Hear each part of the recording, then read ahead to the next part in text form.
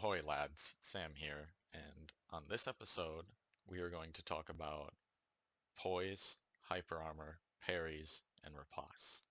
Now, poise is a stat that's given to you by armor that you're wearing, as well as poise health is added to that depending on the weapon that you're using and the attack that you're doing. Hyperarmor is when poise is active, and if your poise health is above the poise damage taken, you will not get staggered. Poise can get you to win fights as you keep swinging and punish aggression more easily. Some things with poise are pretty simple. Like if you have a two-handed greatsword and you're attacking with just a light R1 attack and you get hit by a one-handed straight sword, that is not going to stagger you if you're into your hyper armor, which isn't at the very beginning of the attack. Hyper armor activates at different points of the attack on different weapons, as if it wasn't complicated enough. It's something that you're going to learn with experience. It's hard to remember exactly how much poise damage weapons do or how much poise health you have on what attacks. There is a website that I will link that has a document that you can download and modify yourself in order to see how much poise you have and exactly what sort of attacks you can take uh, during what attacks you're using and poise through it with your hyper armor. Now, not all weapons have hyper armor, and some weapons only have it on specific attacks. Two-handed hammers will have hyper armor, two-handed greatswords, curved greatswords, great axes, great hammers, and ultra greatswords will have hyper armor on both one and two-handed attacks. Some weapon arts on smaller weapons, like for example the Lothric Knight straight sword, will have poise on the stance weapon art when it lunges forward, or say stomp or perseverance on other weapons. Next, I want to talk about parries and ripostes. There's three different types of parries that I reference. I talk about the predict parry, the setup parry, and the third hit parry. A predict parry is where you predict something that your opponent is going to do. Usually you use this on a rolling attack, or if your opponent has repeatedly done the same thing, like they always just walk up to you in R1 with whatever weapon they're using, you can try for a predict parry and that might work. The setup parry is used for weapons that you're planning to bonk off of your shield, typically a parry shield.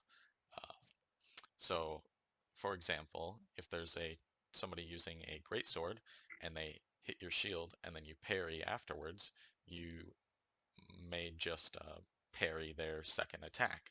If it's two-handed, you wait approximately a quarter of a second after you hear the tink on your shield, so they'll attack, tink, quarter of a second, parry, that second hit comes in and they get parried.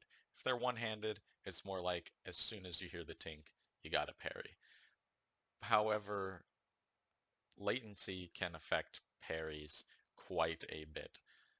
So if your opponent is very latent from you or you're having latency issues with your opponent, parries are probably not going to be something you want to use in that situation.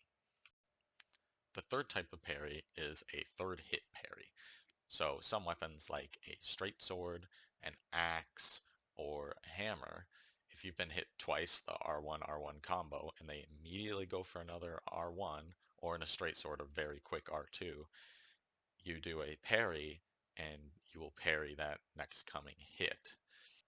However, most people above a moderate skill level will not go for the third hit if they see that you have a parry tool out, or if you have been parrying for that third hit at some point during the fight.